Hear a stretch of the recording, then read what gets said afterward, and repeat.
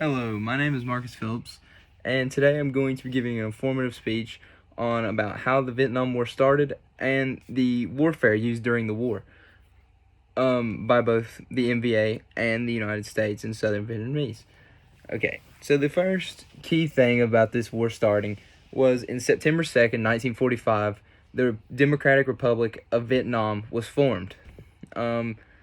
This, in turn, started a big conflict between both of the Vietnam's states, and basically showed that the Northern Vietnamese wanted to have their own country. December 16th, 1946, the first Indochina War started, which was where the French came back to Vietnam after World War II to occupy it and make sure that order was still there. But this also started the Northern Vietnamese fighting the French. So this war went on for 4 years until January 18th, 1950, and then the China and Soviet Union both started to recognize the Democratic Republic of Vietnam.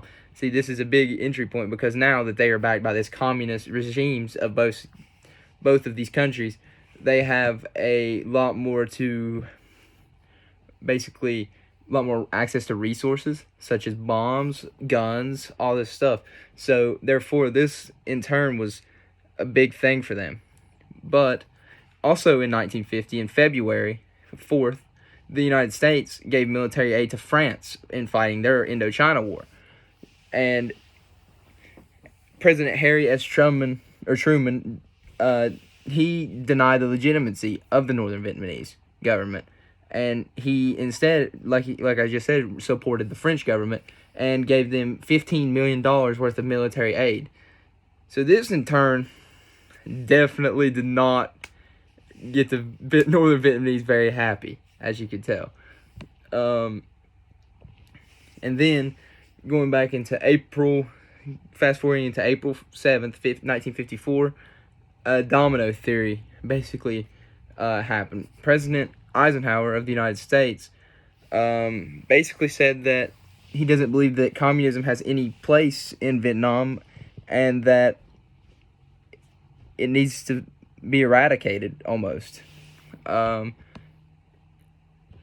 So later on this year, in May 7th, 1954, the French surrendered the first Indochina War, which basically gave the Northern Vietnamese the access and resources to kind of just build their own army, because now that the French is out of Vietnam, who was going to really stop them?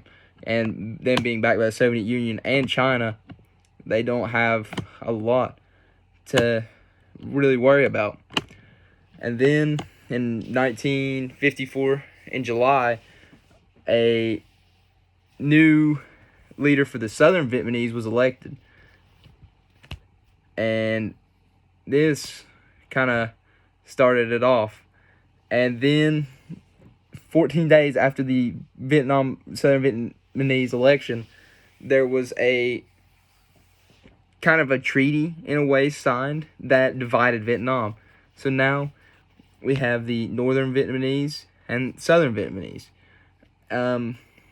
Whenever this happened, we started to see the Northern Vietnamese becoming more of a communist nation and wanting to take over Southern Vietnamese to make it all one government. And they wanted to rule. So the tensions were very high. And the act of war really didn't start until 1959, which is really whenever most people say the war actually started. That's whenever the United States really was swinging full force into the Southern Vietnam area. With the Southern Vietnam area and the Americans fighting for Southern Vietnam's state, and then you had the NVA, which is the Northern Vietnamese Army, backed by the communist nations. So in 1959, the war broke out, and this was a very nasty, brutal war. Both sides used new warfare that was not really common at the time. You had the NVA using guerrilla warfare, and some of this guerrilla warfare was stuff that nobody had ever seen. Where it was fought in the jungle, this was their home turf. I mean, they kind of knew what they were doing. they had these traps set up for Americans and Southern Vietnamese forces that were big holes in the ground with bamboo sticks sticking out, and these bamboo sticks would be covered in spider venom, snake venom, feces. So even if the person was lucky enough to survive this fall into this hole with all these sharp bamboo sticks, they would still most of the time pass away due to infection or poison or something of this sort. Another big guerrilla warfare tactic that the northern Vietnamese used, they would use little kids and older men, teenagers, and they would strap bombs to their chests or grenades and send them into U.S. and Southern Vietnamese army bases. And this was so crazy to think about because they could literally get past security, because you kind of really didn't know who was your friend in this time, because it was kind of hard to establish. And this would result in thousands of casualties during the war with these traps and these grenade ways. The United States also showed another way of warfare. They started to use this new convention of this chemical gas called Agent Orange, and it was a nerve agent pretty much. And this in turn has caused a lot of defects for older people that were in the Vietnam War from the Americans and from the Vietnamese. This was not a good gas. This has caused, I mean, it would kill people there, but the people that were lucky enough to survive inhaling this gas they've had a lot of problems, and in turn, it was not a good idea in the first place. Another big warfare tactic that the United States used was napalm strikes. And napalm is basically a flame that goes onto like anything, and it can burn through anything. This is one of the most insane things. It is a weapon of war now, and it is banned everywhere. You cannot use it in war anymore. But that was one of the big ways that the United States felt that they had to use to win the war. These warfares were very new at the time, and with the use of these, many of them were discontinued, not allowed by the United Nations after this war ended in 1970.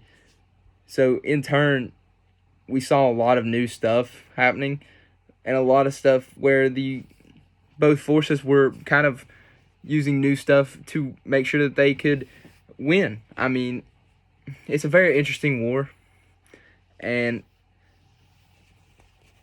just the way that it played out was very, very full of turmoil, and it was full of lots of bad things that could happen to people, and it shows.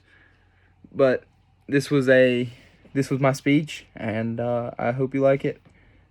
Thank you.